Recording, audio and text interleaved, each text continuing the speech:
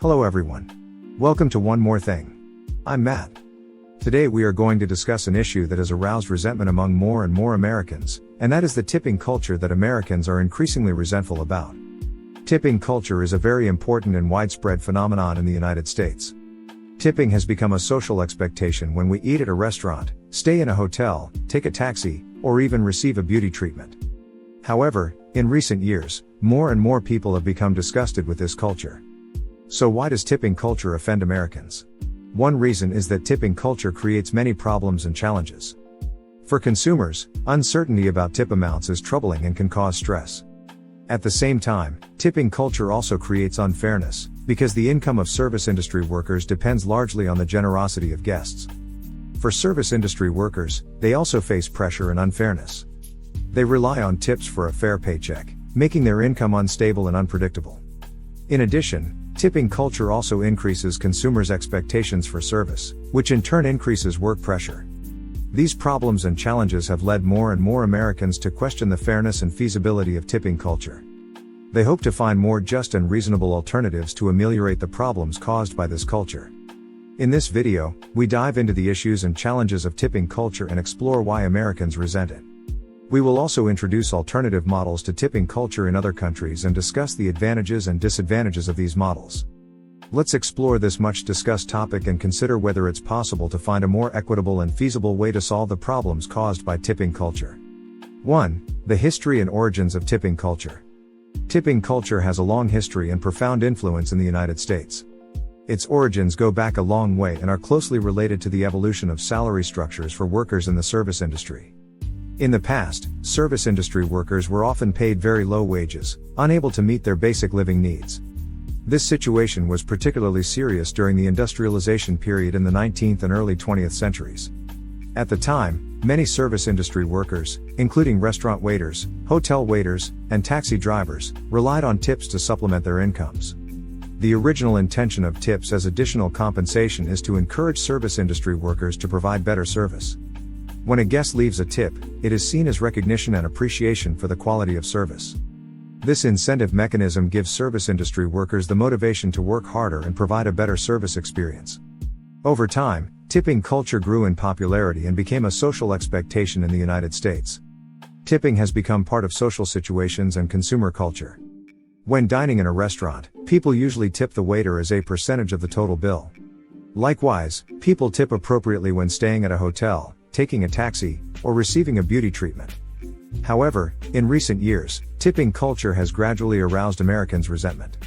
This is partly because tipping culture brings its own set of issues and challenges, as mentioned earlier. People are beginning to question whether this system is fair, whether consumers should bear such a large burden, and whether there are better alternatives available.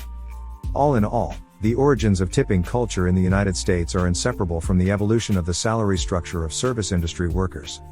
Its original intention as additional compensation is to encourage service industry workers to provide better services. However, over time, the problems and challenges of tipping culture emerged, causing Americans to resent and consider alternatives. 2. Issues and challenges of tipping culture. Tipping culture has caused widespread discussion and reflection in the United States because it brings a series of problems and challenges. One of them is uncertainty. For consumers, the uncertainty of tip amounts is troubling and unsettling. They need to judge how much tip they should give after consumption, which is often a subjective process that can easily lead to hesitation and stress. At the same time, tipping culture has also brought about the problem of unfairness. The income of service industry workers depends largely on the amount of tips given by guests. This makes workers' incomes unstable and unpredictable, especially in lower wage industries. Some workers may be well compensated because of generous tips from customers, while others may be poorly paid due to stingy customers. This unfairness has raised questions about tipping culture and whether there should be a more equitable wage structure in place of the tipping system. In addition, tipping culture also creates social pressure on consumers and service industry workers. For consumers, they may feel compelled to tip even if they are not satisfied with the service. This pressure may come from conforming to social etiquette and expectations, or concerns about how others will judge you. Likewise, for service industry workers, they face stress and unfairness. They rely on tips to be paid fairly, which makes it imperative that they provide high-quality service to meet guest expectations. This pressure can lead to increased workplace stress, negatively impacting job satisfaction and mental health. Another challenge is that tipping culture varies across industries. In the restaurant industry, tips are often considered the main source of income for waiters, while in other industries, such as taxis and the beauty industry, tips are supplementary compensation. This difference leads to income gaps between workers in different industries and can create social inequality. All in all, tipping culture creates issues and challenges such as uncertainty, unfairness, and social pressure. These issues raise questions about tipping culture and create motivation to seek more equitable and viable alternatives. 3. The main reasons for being anti-tipping culture. The main reasons for America's aversion to tip culture can be attributed to a few key issues, including unfair distribution, underpayment, and opaque prices.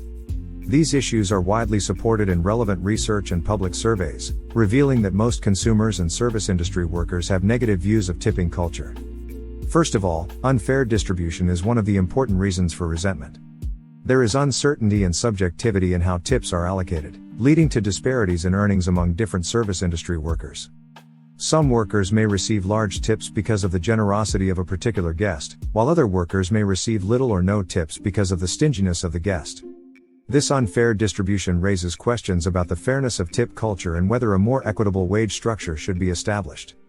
Secondly, inadequate pay is another major cause of resentment. Many service industry workers tend to have very low base wages and rely on tips to make up for the shortfall. This is especially common in the restaurant industry, where some states even allow tips to be paid below the minimum wage. This makes workers' incomes unstable and unpredictable, failing to provide a stable living security, further fueling dissatisfaction with tip culture. In addition, price opacity is also one of the factors that causes resentment. On many occasions, consumers do not have a clear idea of the actual cost of goods or services because tips are often not included in the price. This opacity makes it difficult for consumers to judge how much tip they should give, and also increases consumers' uncertainty and pressure during the consumption process. Relevant research and public surveys support these views. A study conducted by Cornell University found that most consumers believe the tipping culture is unfair and want to see a more equitable wage structure. Separately, a public survey conducted by the Service Employees International Union showed that more than 60% of respondents were in favor of raising the minimum wage to reduce reliance on tips. All in all, unfair distribution, insufficient wages, and opaque prices are the main reasons why Americans resent tipping culture. Research and public surveys support these sentiments, revealing that most consumers and service industry workers have negative views of tipping culture. These issues prompt people to think about and explore alternatives to create more equitable and sustainable wage structures that improve the treatment of service industry workers and the experience of consumers. 4. Alternative models for other countries.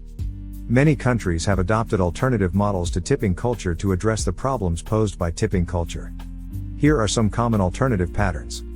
Including service fees in the price, some countries and regions include service fees directly in the price of goods or services. This means that consumers have already paid the service charge at checkout and do not need to tip additionally. This model provides price transparency and removes consumer uncertainty and stress over tip amounts. Providing higher base wages, some countries are reducing reliance on tips by raising base wages for workers in the service industry. This model ensures that workers can obtain sustainable income and reduces the problems of income instability and unfair distribution. Tipping is prohibited. Some countries or regions prohibit the giving of tips and require owners to pay workers a reasonable wage. This model eliminates the problems of unfair distribution and price opacity caused by tipping culture and ensures that workers receive stable compensation. Here are the advantages and disadvantages of these alternative modes.